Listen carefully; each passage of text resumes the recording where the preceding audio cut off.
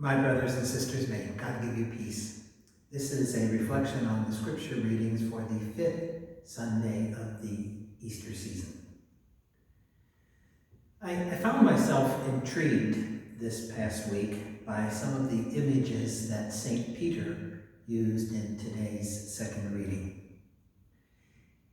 In my imagination and reflection, I kind of saw St. Peter at a moment of prayer, perhaps reflecting on one of the Old Testament Psalms, Psalm 118, which speaks of a stone that was rejected by the builders, but for some reason this stone that was rejected was chosen by the builder to become the cornerstone, the most important stone in the structure, the stone that holds everything together. And then St. Peter goes on to reflect, he saw how Jesus was really reflected in that image, that Jesus was a stone that was rejected by the people to whom he came, and yet he was a stone that was chosen by God to be the cornerstone, the one that holds us all together. And then St. Peter goes on to reflect how you and I are also living stones, and that we, as members of the faith community, are being built into a spiritual house, a house of prayer and praise and worship. He really speaks of us with great dignity and love. He says we are a chosen people, a priestly people, a holy people. And God is building us into a place, a dwelling where God will dwell, the Father, Son, and Spirit. I've always been just a little bit curious about this scripture reading, because I remember, as I'm sure you do too, that in the course of his ministry, when Jesus chose Peter to have an important role in the faith community, he said, "You are Peter, and now upon this rock I will build my church." He gave Simon the name Peter, which means rock, rocky. Sometimes in my musings I've wondered how St. Peter felt about that nickname. Did he like it? Did he not like it? I don't know for sure. In my imagination, I think he came to like it and appreciate the nickname that Jesus gave him.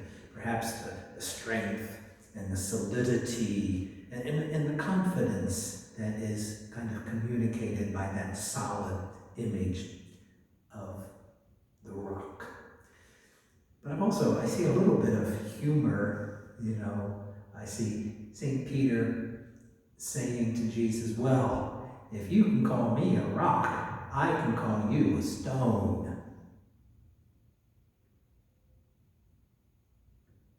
It's a fruitful image, I think, for us to ponder and to pray with. We are living stones, and together we are being built into a dwelling place for God. It's a very dynamic image. We are chosen to be part of something bigger than ourselves. Even in all that we do, we are being built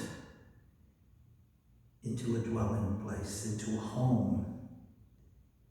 It's not like, I think of that Pink Floyd's song, "All you are is just another brick in the wall," kind of unimportant, don't matter. No, we are precious stones, chosen by God to be part of something bigger than ourselves. I guess it's really only comes to my mind, what are we being built into? What are we building with our talents and gifts and energies that come from God? I thought this past week of a poem that many of us may have studied back when we were in high school or college. It was called Mending Wall by the poet Robert Frost. And the image of this poem is that after the winter, the narrator and his neighbor gather at the stone wall that divided their property, and they walk along either side, and they see that it needs some repair because some of the stones have fallen down, and there are gaps in the wall. He begins the poem by saying, "Something there is that does not love a wall that wants it down."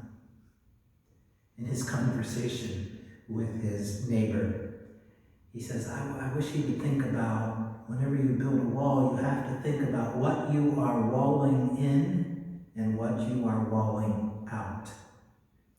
But in the end, his neighbor says what his father had often said, "Good fences make good neighbors." I also thought, though, how we can also build bridges.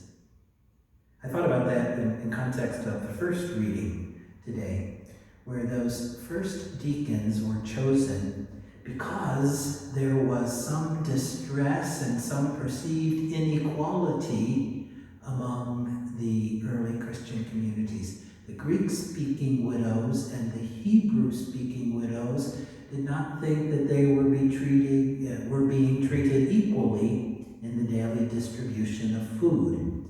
And so they discerned it would be good to have deacons, so to make sure that everybody was treated equally. They were attempting to build bridges among the different cultures that were part of the early Christian community. Building bridges is part of an important task. I also thought, too, of what St. Paul said about Jesus himself, that Jesus broke down the barrier of hostility that had kept the Jews and Gentiles apart and made the two of us one. Jesus is a master builder, a master bridge builder. Well, brothers and sisters, in my reflection, I was thinking about how you and I today, now, are living stones. And we too are continuing that process of building and being built into the kingdom. We are building the church. We are building a faith community. Each of us is indeed a precious stone, not just another brick in the wall, unimportant. But no, we are precious, chosen, holy, priestly. You and I are privileged to be part of the work that the master builder God is doing in our world. We may think that our contribution is not that much, and we can be maybe in our own perception an ugly rock, a misshapen stone, not useful. But in the eyes of the one who created us and loved us, God sees what we sometimes do not see. We are living stones, brothers and sisters, strong and beautiful. We are invited today to allow the master builder to choose us and to use us for the work that God is continuing to do in the world. He is preparing for us a place, a dwelling place, both here and hereafter, for God in the Spirit.